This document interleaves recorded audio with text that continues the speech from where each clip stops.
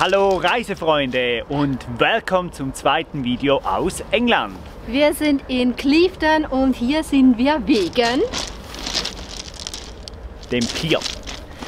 Da gehen wir gleich hoch und wollen da natürlich auch rausmarschieren, was wir alles sonst noch hier im Ort und ein bisschen weiter. Ich habe ja was gehört, dass es heute so Richtung Wales ein bisschen gehen soll. Und noch ein bisschen mehr.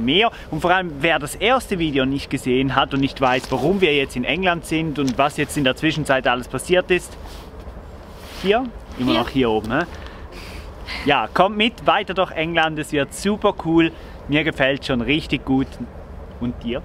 Mir natürlich auch, vor allem bei dem genialen Wetter, das wir gerade im Moment haben. Aber wir labern jetzt nicht mehr länger, weil die nächste Regenfront, die kommt bestimmt. Ja. Los geht's, ab zum Pier.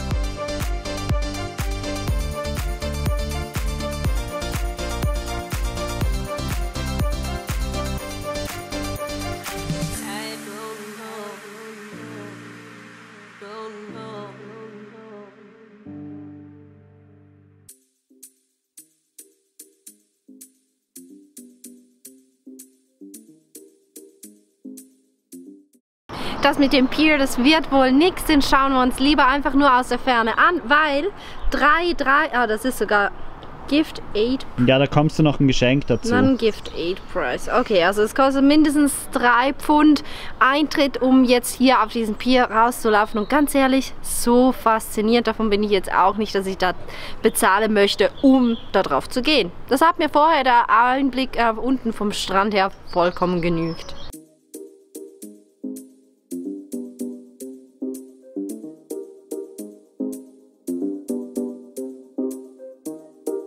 Schon zurück bei Karl.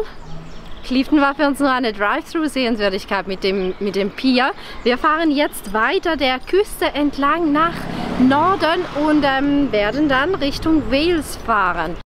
So, eigentlich sind ja die Autobahnen alle mautfrei in England. Das ist ja richtig cool. Aber jetzt fahren wir hier über eine Brücke. Wir zeigen euch das gleich mal auf der Karte. Und da bezahlen wir jetzt zum ersten Mal Maut. Wir sind gespannt, wie viel das wird. Der Zeitunterschied, der wäre enorm gewesen. Also das wären über 1 Stunde mehr gewesen, die wir da auf uns hätten nehmen müssen, wenn wir diese Brücke nicht genommen hätten. Darum haben wir uns entschieden, das Ganze zu machen. Sieht auch noch schön aus. Rechts und links sieht man ein bisschen was.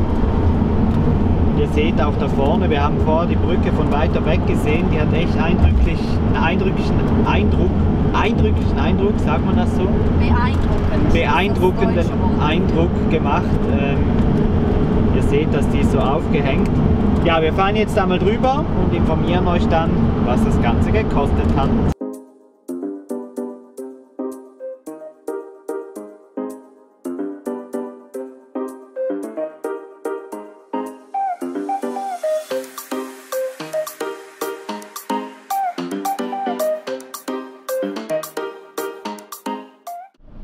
Da könnt ihr die Tarife nochmal sehen und jetzt bin ich sehr gespannt, ob wir als kaufen dürfen oder nicht.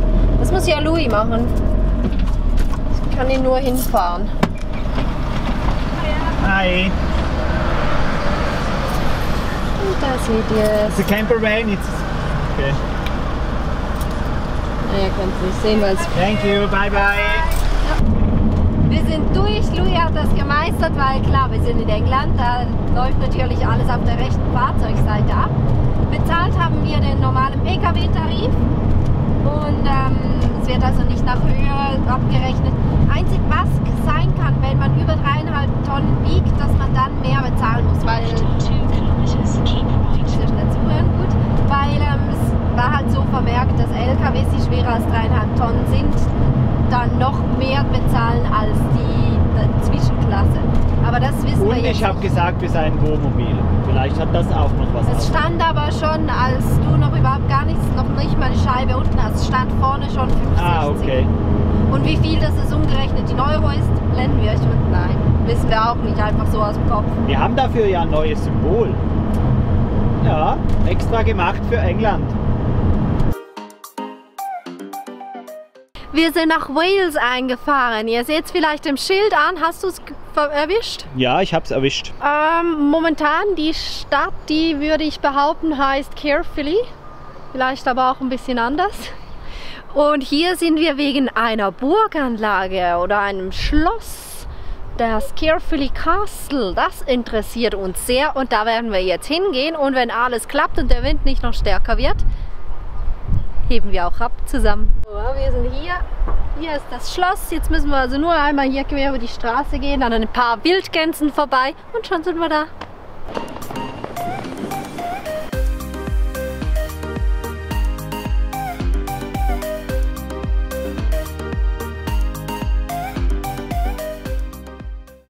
Es gibt einen Rundweg hier um die Burg herum, der ist öffentlich zugänglich von 10 bis 16 Uhr, jeweils von Ostern bis Oktober. Und wenn man ins Schloss hinein will und die komplette Anlage besichtigen möchte, dann kostet das 8,50 pro Person. Umgerechnet in Euro steht jetzt wiederum unten dran.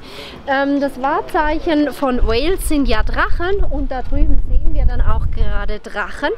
Ich habe irgendwie so ein bisschen das Gefühl, dass diese Drachen denen aus Game of Thrones ein bisschen ähnlich sehen. Ob das Zufall ist oder nicht, kann ich jetzt so nicht sagen, weil von hier aus kann ich das Schild nicht lesen und ihr kennt uns. Wir bezahlen keine 8,50 Eintritt, wenn wir die Burg von außen auch so wunderbar besichtigen können. Und warum nicht von oben? Weil es überall Drohnenverbotsschilder hat.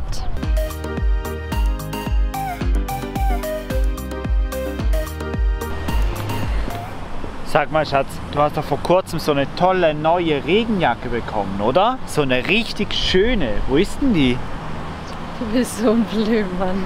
Vorher hat die Sonne so schön am Himmel hoch gestanden und niemand hätte gedacht, dass bald wieder Regen kommt. Niemand würde sowas jemals denken in England. Niemand. Das ist ja völlig... Nein, und im April, ich meine April, da regnet es überhaupt nie normalerweise. Und die ist jetzt im Auto? Ja, das kann sein. Und kann es sein, dass ich so Tropfen spüre? Ich denke, du hast eine feuchte Aussprache. Genau.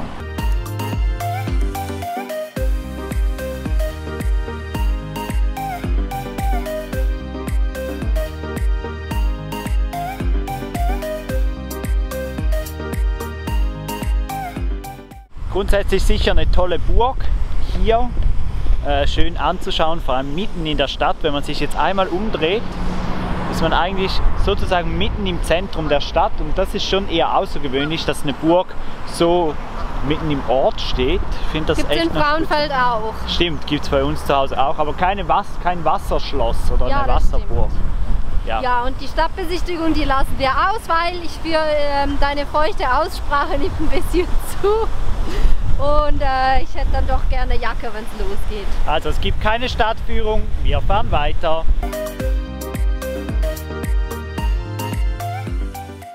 Das ist übrigens die älteste Burg in Wales und die zweitälteste von ganz England. Das ist ja mal spannend. Wir waren im Woher weißt du denn das jetzt? Wir waren im Visitor Center und ich habe jetzt ein bisschen Material.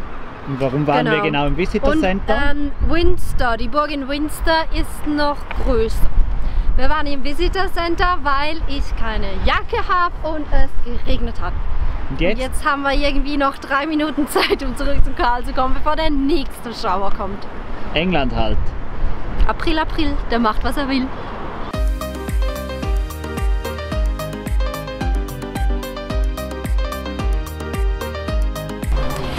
Übrigens hat diese Burg hier auch ein noch viel schrägeres Gebäude als Pisa.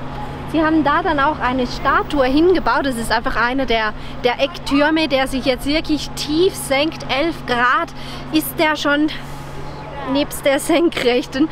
Und der schiefe Turm von Pisa hat 3,97. Ist also deutlich schräger.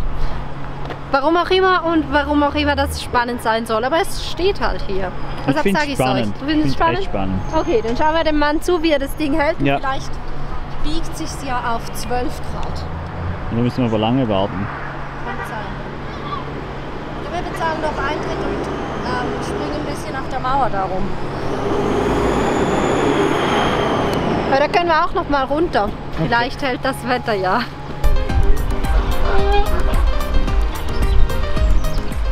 geschafft. Wir sind trocken zurück in Karl.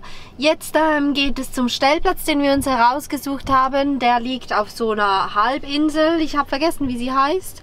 Wir werden das euch noch sagen. Und da haben wir einen super schönen Stellplatz direkt am Meer oder zumindest mit Meersicht, weil es kann sein, ich glaube sogar, das ist so, dass wir da auf einer Klippe oben stehen werden und somit ja nicht ganz direkt am Meer, aber irgendwie ja schon sind. Naja, auf jeden Fall denke ich, fahren wir jetzt dahin.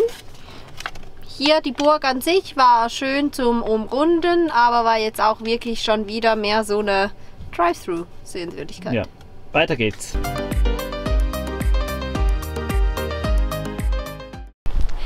Seht euch mal diese Bay an. Diese Bucht ist einfach der absolute Wahnsinn. Wir sind an der Three Cliff Bay, so auf dieser Halbinsel bei Swansea. Ich weiß immer noch nicht, wie die Halbinsel heißt, aber vielleicht kommt das heute noch.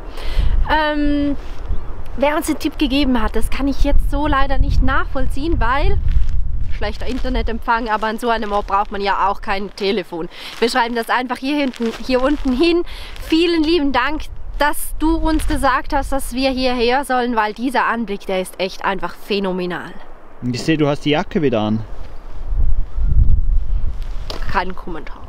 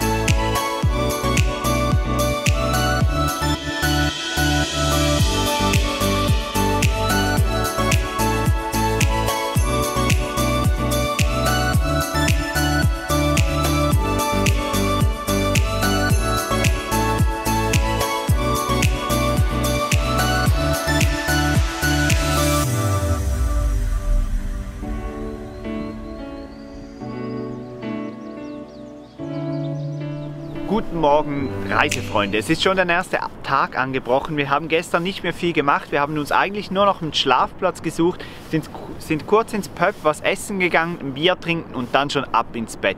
Als wir ins Bett sind, hat es geregnet, es hat gestürmt, es hat unseren Van durchgeschüttelt, wie gestört. Und heute Morgen, ihr seht's, die Sonne scheint. Es ist zwar nur 4 Grad, aber das merkt man eigentlich gar nicht. Und wir haben an einem Ort übernachtet, der ist schier unglaublich. Vanlife macht nicht immer Spaß, Vanlife ist nicht immer cool, aber genau solche Orte entschädigen dann eigentlich für alles. Wir stehen hier auf dem Worms Head in Wales in England und für euch gibt es jetzt die Bilder von der Morgenstimmung. Viel Spaß!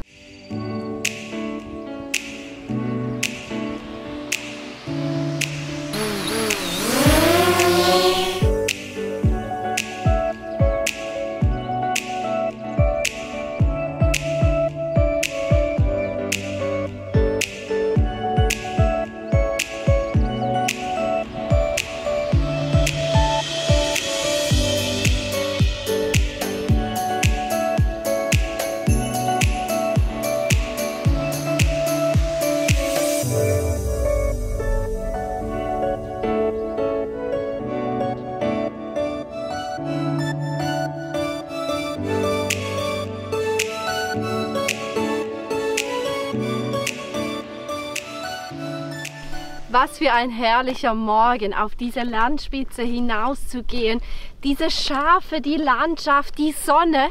Ich habe viel zu warm, ausnahmsweise einmal. Und es ist einfach ein tolles Gefühl, wenn gestern der Wind und der Regen die ganze Zeit da war und es kalt war, jetzt heute zu warm zu haben, das ist einfach toll. Oh, und jetzt gehen wir zurück zu Karl, weil ab 9 Uhr ist der Parkplatz, wo wir übernachtet haben, kostenpflichtig. Und bis dann sollten wir dann ja wohl auch weg sein.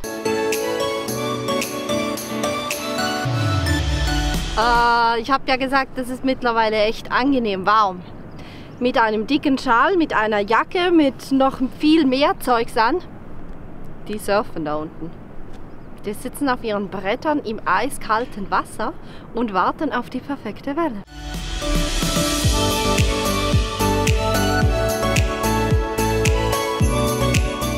Ein paar Informationen zum Schluss. Ich weiß nicht, ob ihr es schon gesehen habt, aber wir haben mit Katja von Love, Peace and Om ein Interview, wobei umgekehrt, sie hat mit uns ein Interview geführt und falls ihr diese spannende Sequenzen und das toll gewordene Video sehen wollt, dann haben wir euch das hier oben verlinkt. Und falls ihr auch autark stehen wollt wie wir und das mit einer Solaranlage, die für euch den Strom produziert, damit ihr auch weiterhin Drohne fliegen könnt oder was auch immer ihr an elektronischen Geräten laden möchtet, dann geht doch einmal vorbei auf autosolar.ch. Dort hat es ganz viele tolle Produkte, natürlich alles rund um Solar, aber auch Batterien, Wechselrichter und so weiter und so fort. Geht mal vorbeischauen. Und damit sich das Ganze für euch auch wirklich lohnt, haben wir noch einen Rabattgutschein von 5%. Gebt einfach ein beim Promotion Code Solar ist geil 5. Steht natürlich auch nochmal jetzt hier oder unten in der Videobeschreibung. Da ist auch der Direktlink zu Autosolar drauf. Ja, und dann auf das ganze Sortiment, muss man sagen. Natürlich auf das ganze Sortiment. Um 5% hören sich im ersten Moment ja jetzt nicht wahnsinnig viel an, aber da kommen schon je nachdem große Beträge zusammen und dann sind natürlich auch 5% eine ordentliche Stange Geld. So, aber genug jetzt davon. Wir wünschen euch einen wunderschönen Tag. Schön wart ihr mit dabei. Natürlich freuen wir uns über einen Daumen, wenn euch das Video und England so gut gefallen hat, wie es uns hat. Und dann sehen wir uns die Tage wieder. Natürlich weiterhin aus England. Tschüss!